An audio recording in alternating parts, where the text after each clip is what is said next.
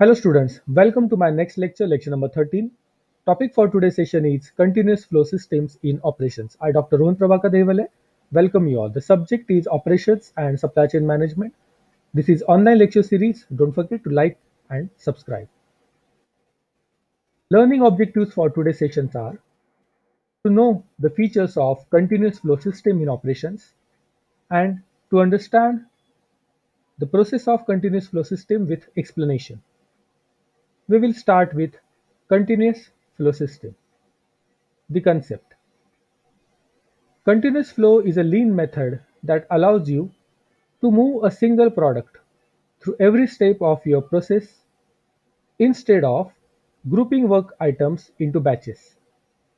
The method is called this way, that is continuous flow system, because it allows you to continuously send goods to the market to the ultimate customers. This provides you with the opportunity to deliver value more often to your valuable customers. Now we will understand features of continuous flow. Flow of production or service is continuous and not intermittent. Products or services are standardized. Production is done in anticipating the demand. Standardized routine sheets and schedules are prepared by the operations manager. Product produced and service delivered are as per the quality standards.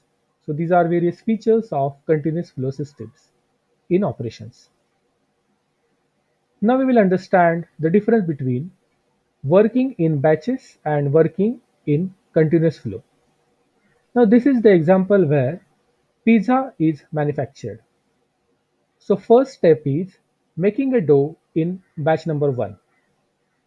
Then second step is in batch number 2, pizza decoration with salad is made. And in the third batch, that is third process, that the decorated pizza is baked. So here three batches are there. In the first batch, dough is prepared and with a number of pizzas, n number of pizzas. In second batch, all the pizzas are decorated at a time, and in third batch, that is batch number 3, all pizzas are baked. So this is the example of working in batches where n number of batches are there. Now we will understand working in a continuous flow. Suppose there is order from customer. So according to that order, dough is prepared, then pizza base is made and decorated, and third step is after decoration the pizza is baked. After finishing of the one pizza, now preparation of second pizza is started. So after completion of one product, another product is made. So continuous flow is the example. So here with these two figures we can easily understand what is the difference between working in batches and working in continuous flow system. Now we will try to explain the continuous flow. In continuous manufacturing, the production of the standard products is carried out on the flow basics at the predetermined rate. The mass production is carried out on a continuously for stock in anticipation of the demand. Due to the production of the standardized products, the product design tends to be constant in continuous flow. The number of operations and sequences of operations remain more or less same or similar. Continuous manufacturing is more suitable for process industries such as chemical industry, refineries, food processing industries, etc. Similarly, it can be also applied to assembly industries such as automobiles, radios, refrigerator, typewriters, switch gears, and similar products where assembling of the products is made. The machines are arranged on the basis of product layout. In my upcoming lecture, we will try to understand the difference between product layout and process layout. So here in continuous flow, the machines are arranged on the basis of product layout, that is, they are arranged in the sequence accordingly to the operation sequence of the product.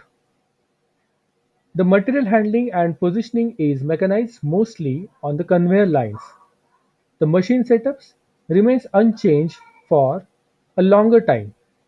Generally, machines performing specific operations are used and are operated by semi-skilled operators.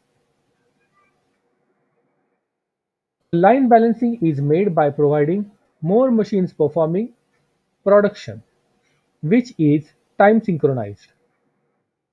The entire production line is characterized by fixed rated capacity. Like intermittent production, the possibilities of waiting or rushing do not exist in continuous production. So this is advantages of continuous production over intermittent production. Though the production is made on the continuous basis, the operating cycle time, that is time required to convert the raw materials into finished goods or finished products, is relatively short in continuous flow system. In continuous assembling production, a constantly moving conveyor is employed.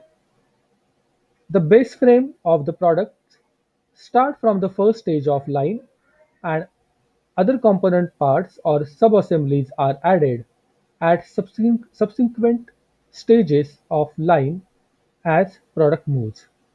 Thus it grows on the line and taken off at the time of final stage on the line.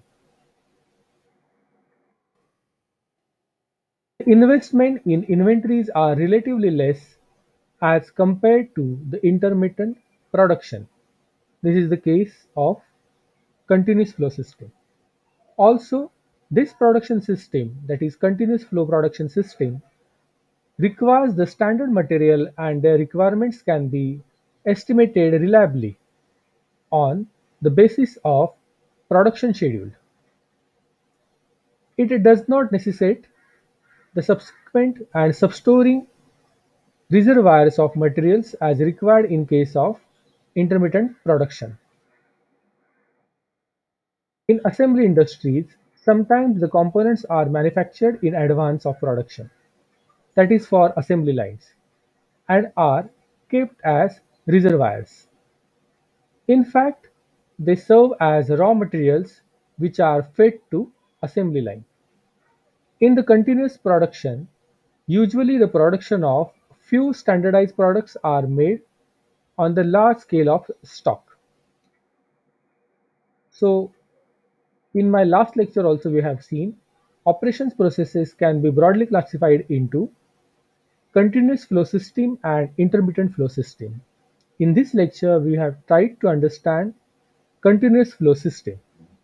In my next lecture we will try to understand intermittent flow system, and in upcoming lectures we will try to understand assembly lines to project. This is the book of Simba publication, Operations and Supply Chain Management. In my next video, we will learn intermittent flow system. Learning outcomes from today's session: we have understood the features of continuous flow system and we have understood the process of continuous flow system. Don't forget to like, share, comment, subscribe and turn on the bell icon for further notifications. Thanks from Dr. Rohan Prabhakar Rivale. Keep learning, keep thinking. These are some references I have used to prepare this video. Thank you.